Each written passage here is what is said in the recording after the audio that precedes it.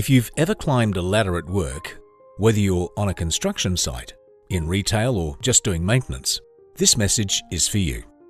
Every year in Australia, many workers end up in hospital because of ladder accidents. Broken bones, head injuries, even lives lost. But here's the thing. Most of these accidents could have been prevented with a few simple choices, and we're going to show you how.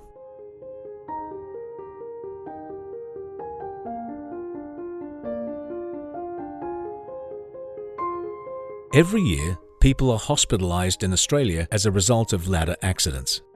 Most of these incidents occurred due to improper or inappropriate use of ladders.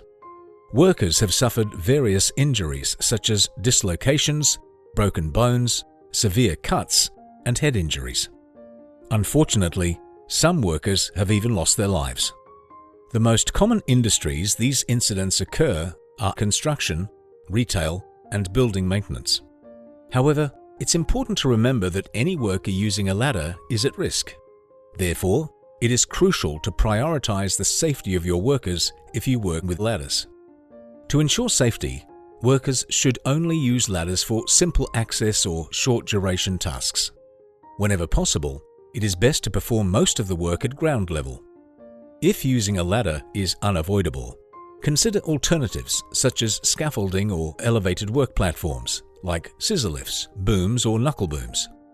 If a ladder is the only option, choose the appropriate type for the task at hand. An A-frame, extension, or platform ladder may be suitable for different tasks, but prioritize safety when making a choice. Additionally, always inspect the ladder for any damage before each use. It's important to consider the physical capabilities, age, and general health of the workers using the ladder.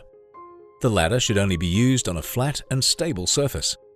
When using the ladder, only transport small items and never large or bulky items like building materials.